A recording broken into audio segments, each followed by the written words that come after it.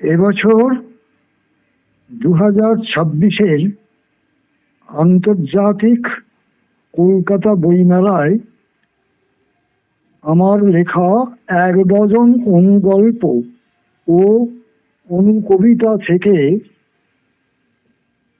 অনুগল্পের উপসংহার শোনাই।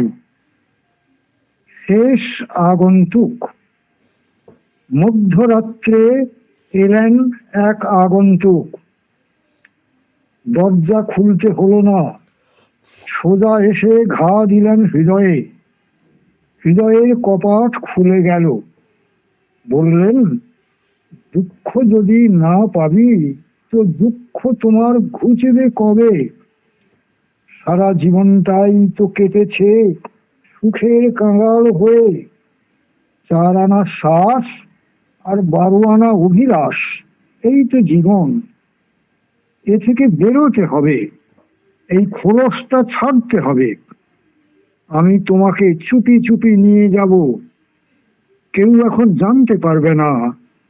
সব শেষ হলে সবাই জানবে। এবার তৈরি হও। এই সংসার, চারপাশে আত্মীয় স্বজন, এই সব তোমাকে ছাড়তে হবে। এর নাম কি মৃত্যু? হ্যাঁ, মরতে মরতে মরণ তারে শেষ করে দে একেবারে। আমার শ্বাস থমকে গেছে। সামনে দেখছি এক জ্যোতির্ময় আলো। মুছে যাচ্ছে বিষণ্ণতা, সেই সঙ্গে কিছু উজ্জ্বল স্মৃতিকণা। জীবন ও মৃত্যু তো একই মুদ্রার এপিঠ ওপিঠ।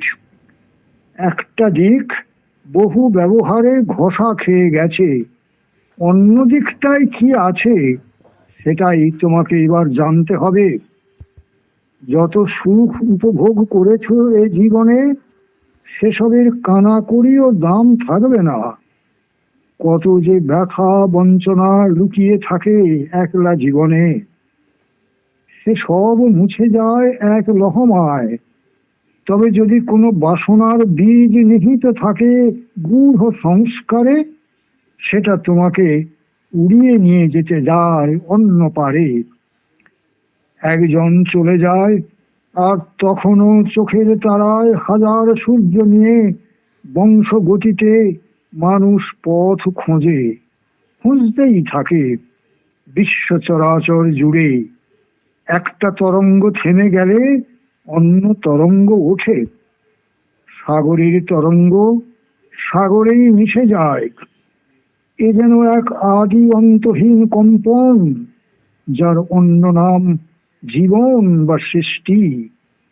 মৃত্যুতে তার শেষ নয়, মৃত্যু হলো রূপান্তর।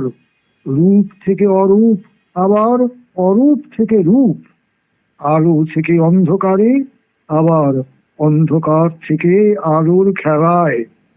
যে খেলা কখনোই শেষ হয় না, চলতে থাকে, চলতেই থাকে। মৃত্যুর মহিমাতেই তো ডুবে থাকে জীবনের মহিমা।